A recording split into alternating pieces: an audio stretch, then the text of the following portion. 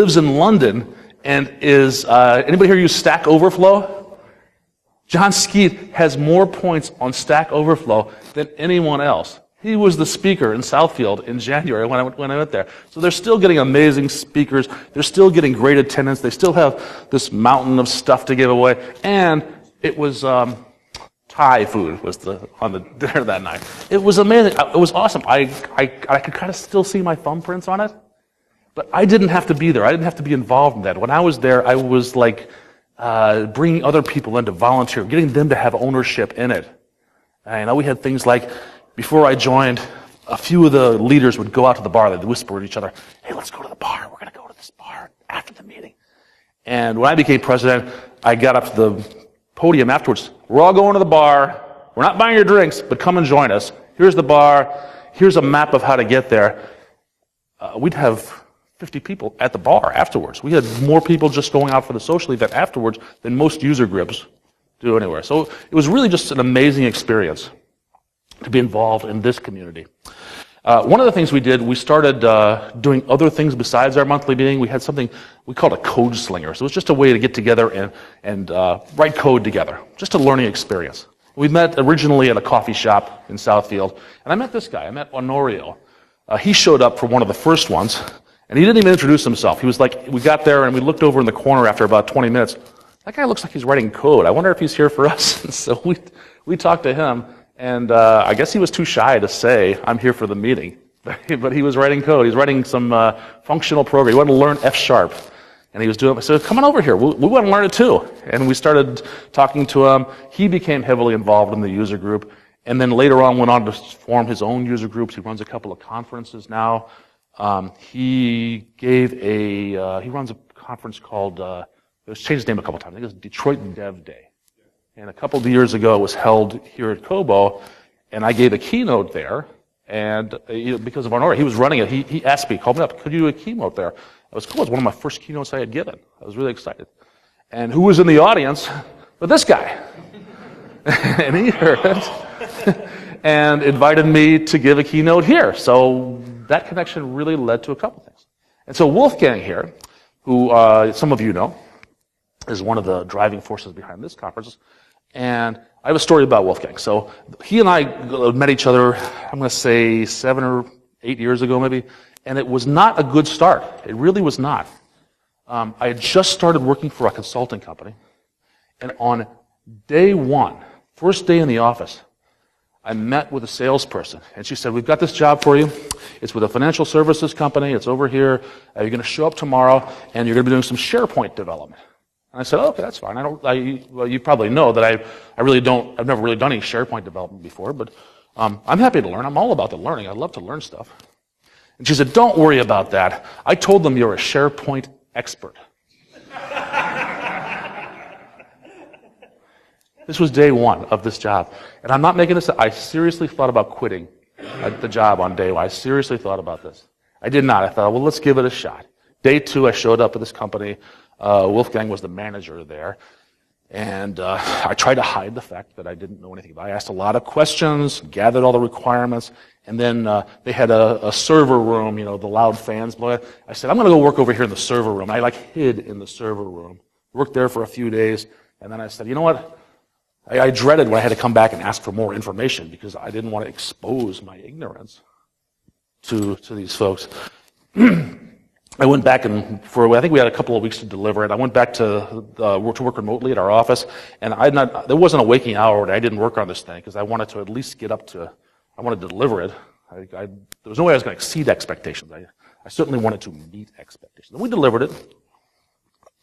We got a SharePoint solution in place, and it worked, and I was really proud of myself that I had totally pulled the wool over these guys' eyes. They didn't know I wasn't a SharePoint expert.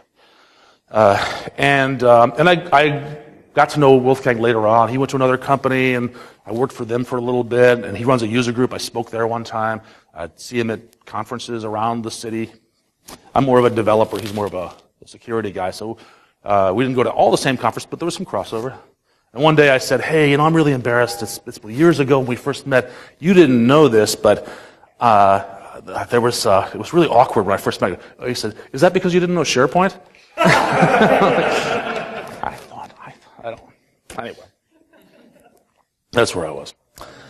So the story has a happy ending. Now I'm standing up here at his conference. And he has an awesome podcast, by the way. If you check that out, it's right there. Let's see. This is Bill. Bill spoke. Is Bill here this year? No, he keynoted last year. He keynoted. So you guys seen Bill. I have a good story about Bill, too. This is how I first met Bill. I kind of knew who he was through social media. We followed each other on Twitter. I was consulting at a large automobile manufacturer in Detroit. I don't want to say its name, but it starts with a G.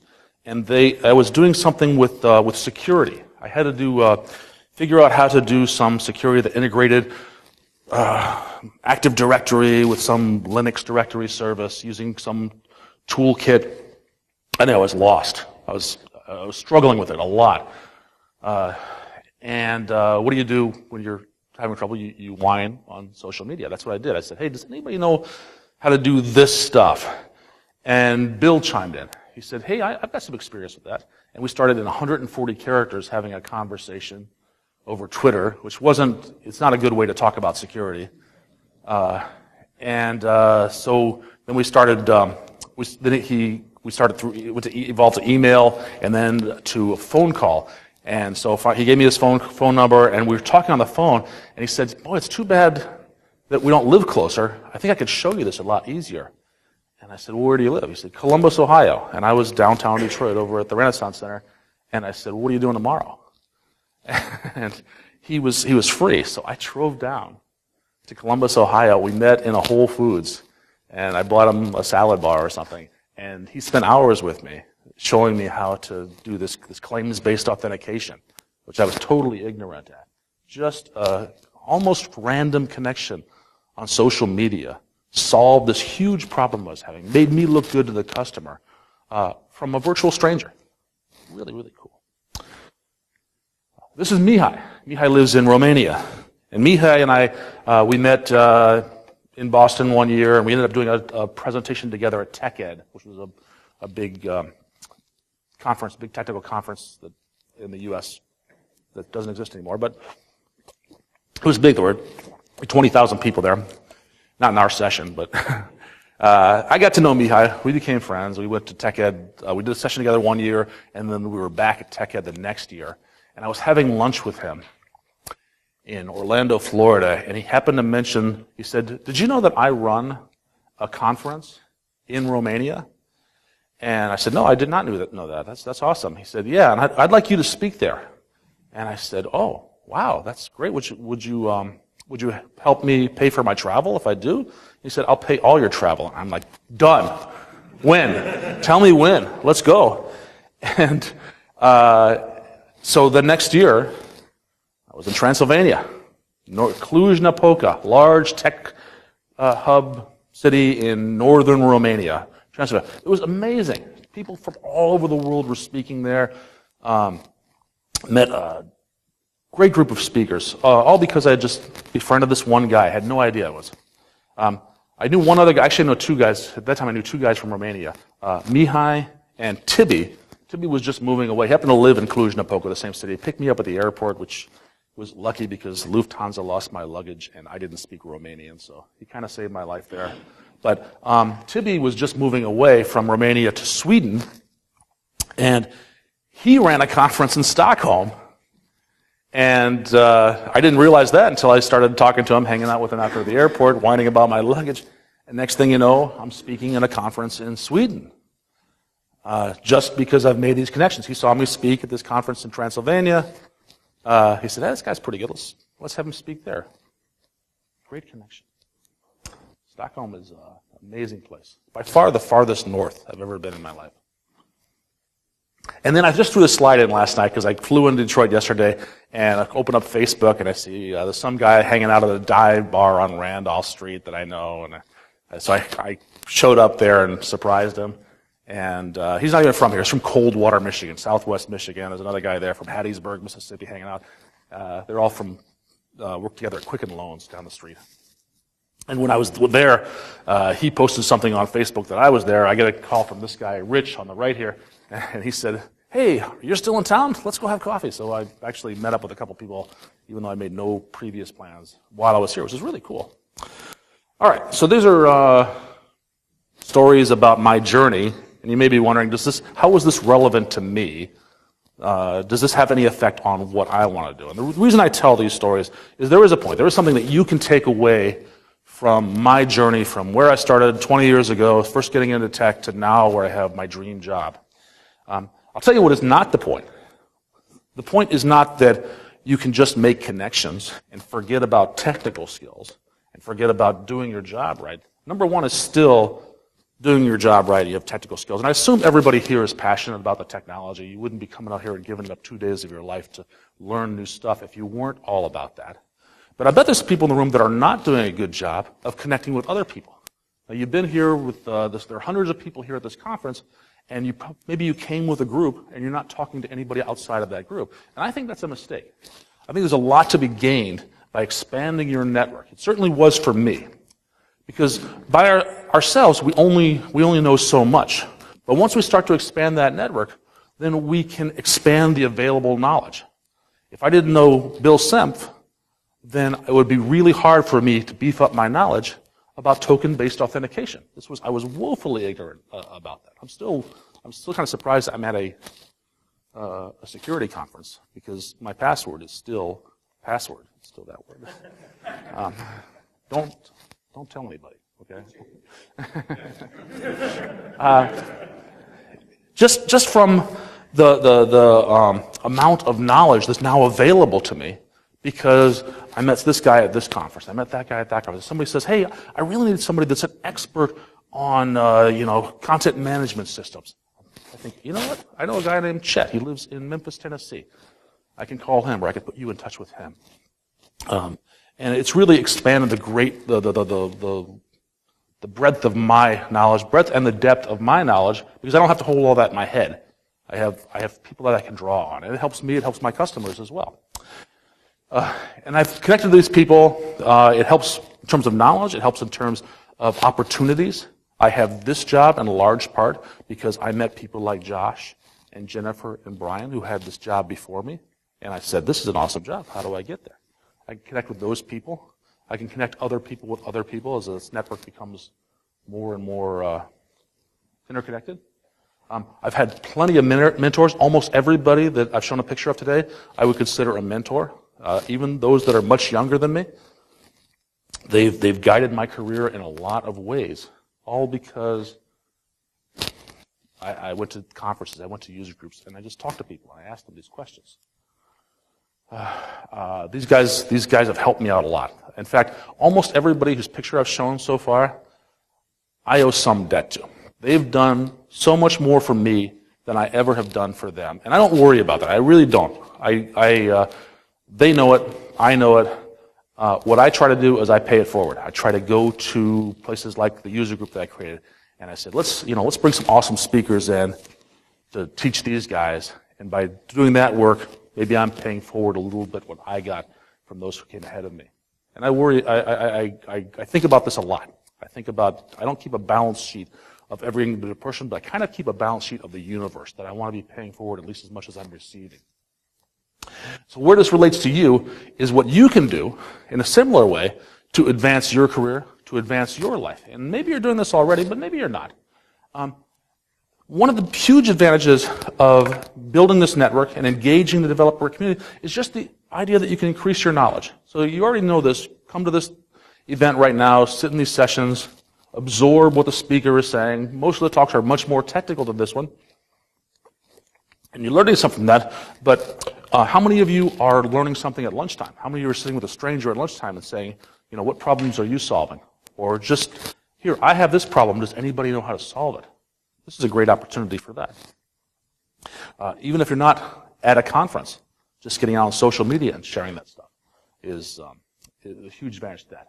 Finding experts in your field, increasing your knowledge, networking helps you do this. Jobs. This is an industry where the average person stays in a job about 3 years. And so if people that are out looking for new jobs, it's sure a lot easier to find a job if you have a network of people that know you.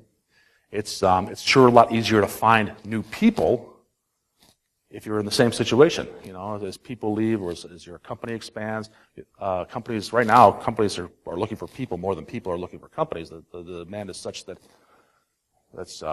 that's really the big challenge.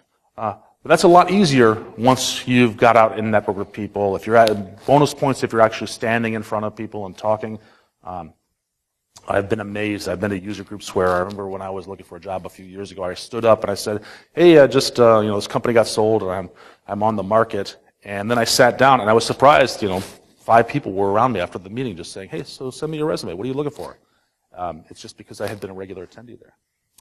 And then don't knock the social interaction. It's enjoyable to meet new people. I certainly like that a lot. This is not everybody that's in software development is extremely social, but that's a muscle. That's a muscle that you can actually exercise. And if you're not great face-to-face with the internet is a big thing, and social media is an amazing thing to keep connections going until you see someone in the future. And I really enjoy that, and that's the reason, even without making any plans, I ended up hanging out with some old friends over the last 24 hours, just because I was in town and Facebook is a thing. Reputation, I throw this in here because it's kind of, I'm really amazed by how smart people think I am. There's something about standing in front of an audience that creates the illusion that you're an expert. And that's not necessarily true, but it's sort of like writing a book. People that write a book, it gives them credibility. People that stand in front of an audience and speak, it gives them credibility. And it doesn't mean that you're any smarter than the people that are in the room that are listening to you. Maybe you know more about that one topic than they do. But there's something about that adds credibility. And I've had that many times. Certainly in my job search has helped. Certainly in dealing with customers, it's helped. When I was a consultant for many years. I realized that a lot of people would listen to me more closely if they'd seen me speak at a conference. It just gave me that credibility. I had to earn it afterwards. Helping others, I think, is a huge benefit.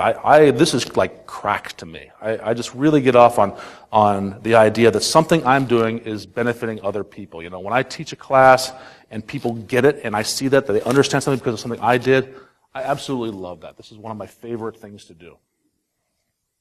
And it's fun. Interaction, developing with the community. I've made tons of great friends. I can't recommend that enough. Now, it's not easy for everybody. There's communities that you're already a part of. There's communities that you haven't been that maybe you're not as involved in. And I really haven't defined community. Community can be anything from family to your classmates. See, that's me right there in college.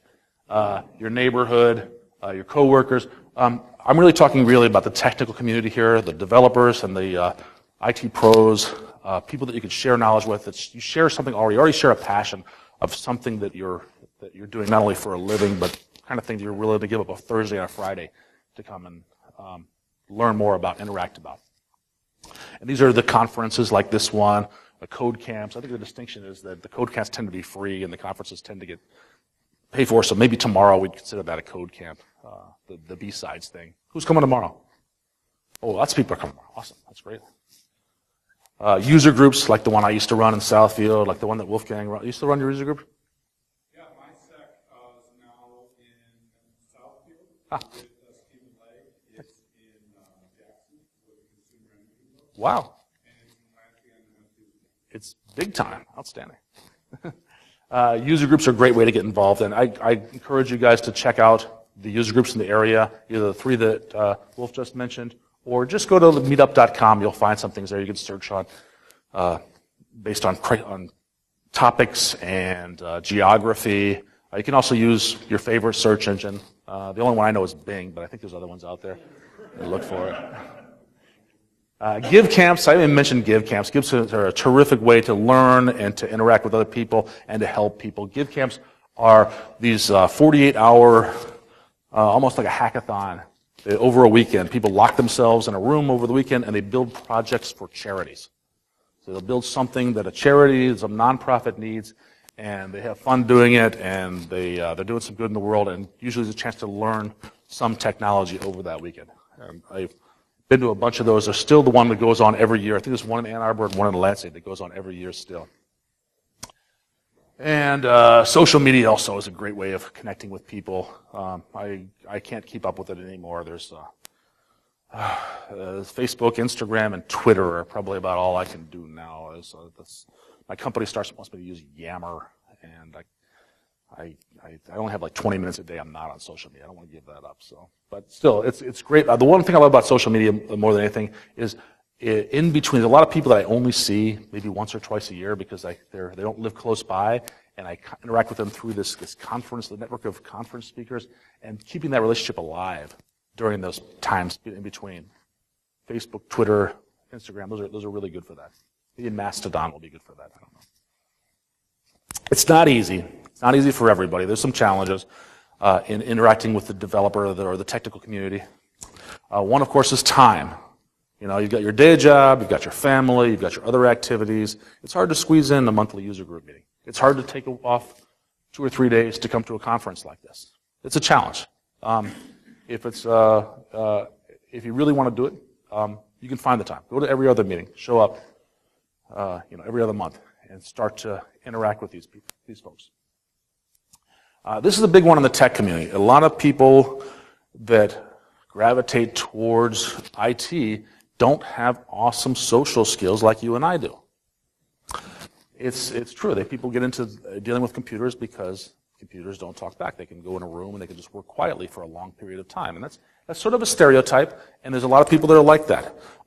But social interaction is a muscle. It's something that can be exercised. And if you go to an event like this and you, at lunch, sit with one stranger and strike up a conversation with them, and you're not used to that, it'll be hard. But the next time you go, it'll be a little bit easier, and the next time it'll be a little bit easier. And if you wanted to be one of those people who stands up in front of a room and talks to people, for most of us, that's terrifying. It was for me the first time, but the second time it was a little less terrifying, and the third time a little bit less. And I got a little bit better at it each time. And I expect that a year from now, I'll be better than I am today. It's a muscle. All these things are muscles that you can exercise. So just saying, I'm shy, I'm not good with mixing with people, I'm not good at public speaking, that's a challenge, but it's not a limitation. And this was a big one for me. We all want to appear smart. We all want everyone to think that we know what we're talking about, and so we're afraid to ask questions, to reveal our ignorance. And that is a huge mistake. I wish I could go back in time and tell my 25-year-old self what an idiot I was for taking this attitude. Ask questions. Reveal your ignorance. It's the best way to learn. Come to these things here. I don't mind. I go to many, many conferences where I'm the dumbest guy in the room. I'm certainly the dumbest guy in this room regarding security.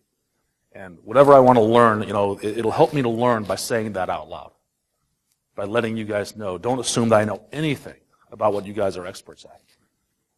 And I bring that out because I know I'm not alone in this. I know a lot of people that are trying to convince others that they're worthy, that they're experts, that they belong as part of the conversation. The conversation includes a lot of questions. Ask questions. Do not be afraid of it. What can you do? Look for your local user groups. You want to get involved? Talk to them. Go up and show up at them. Introduce yourself to the leaders of it. Go to a couple meetings. If you really want to get involved, volunteer. They're always looking for somebody to order the food every month. They're looking for somebody to schedule the meeting every month. Make sure that the room is available. Somebody to show up 10 minutes early to rearrange the chairs in the room. They're almost always looking for speakers. You want to try speaking? User groups are a great way to start. The user group I ran, we implemented something called lightning talks.